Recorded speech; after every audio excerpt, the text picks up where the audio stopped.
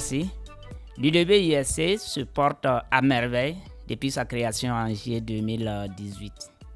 Et le mandat étant de 2 ans, le nouveau bureau a été mis en place le 5 juillet 2020 avec des tests adaptés aux réalités du moment.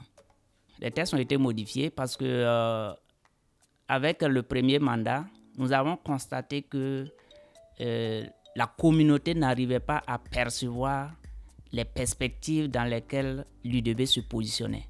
Donc, il fallait réadapter ces documents pour leur donner déjà un aperçu de où nous voulons aller. Cela va éviter, par exemple, les conflits de leadership. En fait, quand on dit Union de la diaspora, les associations fêtières des différents États se voient comme une institution qui veut venir les surplomber. C'est-à-dire, c'est comme si, par exemple, le président de l'Union de la diaspora va être, par exemple, avant, parce qu'actuellement, nous sommes passés au secrétaire général. Par exemple, si nous prenons, par exemple, le secrétaire général, c'est comme si, par exemple, ils entendaient comme si le secrétaire général était le boss de tous les présidents d'associations aux États-Unis, alors que nous n'évoluons pas dans ce sens.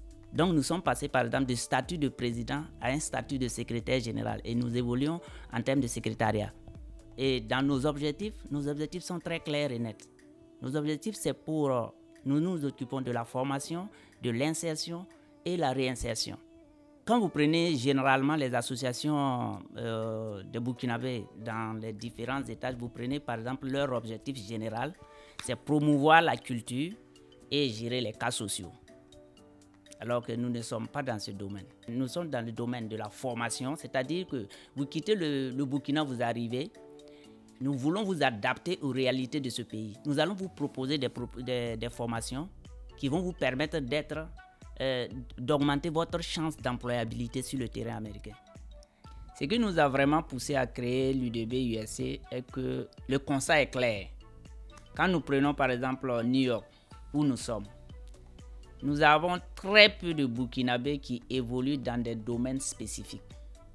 Le plus grand nombre se retrouve dans des activités peu considérées par les Américains eux-mêmes. Alors, en ce sens, nous avons essayé de faire une lecture des choses pour voir qu'est-ce qui provoque ça.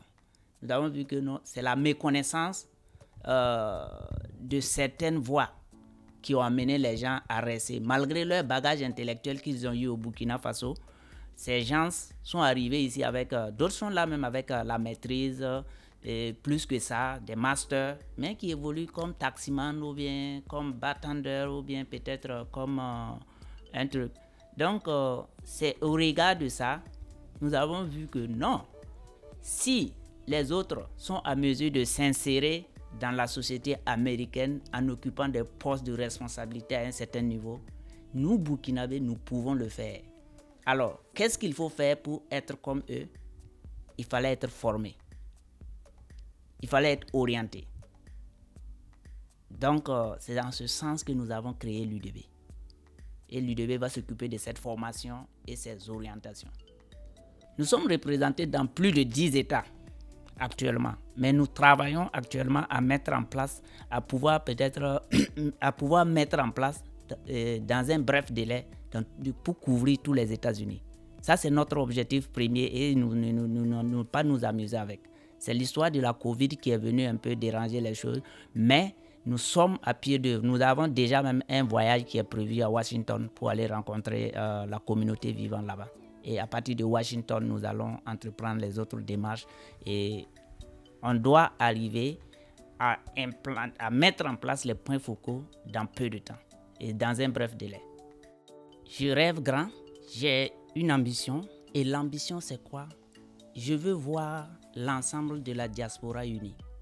Donc c'est pourquoi j'ai demandé à prendre les rênes, le premier poste, pour pouvoir mettre en place une association très forte, crédible et fiable, où que tu sois sur le sol américain, que tu puisses te reconnaître. À travers nos séances de formation, je peux vous donner comme exemple de séances de formation que nous avons déjà initiées, qui sera sanctionnée par une certification. c'est la séance de formation de l'outil Excel de Microsoft. Et ça sera sanctionné par une certification de Microsoft Excel lui-même. Et ça, c'est une formation parmi tant d'autres que nous avons déjà fait. Nous sommes en train aussi de mettre en place une base de données. Et ça aussi, c'est un programme et je pense que la diaspora va l'adorer. Et dans notre programme, nous avons un programme de volontariat. Et ce programme de volontariat est que quoi? Ça veut dire que vous êtes technicien dans tel domaine. Nous allons essayer de travailler avec peut-être des institutions en place. Vous pouvez exercer là-bas comme bénévole pour augmenter votre chance d'employabilité sur le sol américain. Et je pense que tout ça, et accompagner aussi ceux qui viennent d'arriver. Si vous arrivez, que par exemple vous venez d'arriver, nous avons déjà un système un système en place. Nous allons par exemple travailler avec, par exemple, quand on prend par exemple New York, les agences par exemple de placement pour pouvoir avoir des informations sur les emplois disponibles, pour pouvoir accompagner ceux-là qui vont arriver. Et aussi celui-là qui, après quelques années aux États-Unis, décide de repartir au pays. Nous avons un mécanisme que nous allons mettre en place pour l'accompagner. Et ça sera aussi des trucs étudiés, peut-être avec le ministère de tutelle et d'autres organismes partenaires. Pour être membre de notre association d'office, il faut être burkinabé. De deux, il faut adhérer à notre idéal, c'est-à-dire qu'il faut épouser nos objectifs. Et maintenant, il faut avoir ta carte de membre. Ce que j'ai à dire, non seulement pas mes membres, et seulement ce que j'ai à dire à la communauté dans son ensemble, c'est de leur dire et de leur répéter, puisqu'ils l'ont déjà entendu, que le rêve américain est possible. Mais il est possible comment? Le rêve, il est possible comment? C'est-à-dire que nous devons d'abord avoir la volonté, être organisés et accepter les formations. C'est ce qui peut nous faire sortir et nous faire atteindre nos objectifs. On peut travailler où on veut. Ce que tu désires faire, tu peux le faire ici. Mais il y a un certain nombre de mécanismes que vous devez, par exemple, entreprendre pour atteindre vos objectifs. Et parmi ces trucs, est que, par exemple, vous devez avoir la volonté, le courage et être organisé et accepter faire les formations. En ce sens, l'UDB entreprend même de mettre en place des séances de formation dans divers domaines.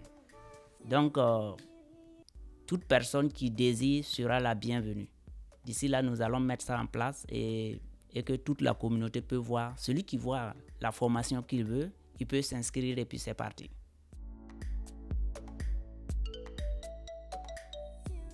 En fait, ça a été vraiment des durs moments pour toute communauté ici même aux États-Unis parce que tout était presque fermé.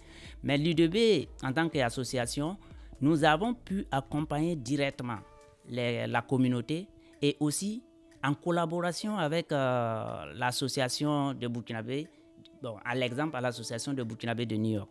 L'accompagnement, c'est-à-dire que nous avons fait des dons directs à la communauté et nous avons donné aussi notre partition comme contribution à l'association des Burkinabés de New York pour continuer leur activité de dons aussi pendant ce temps de Covid.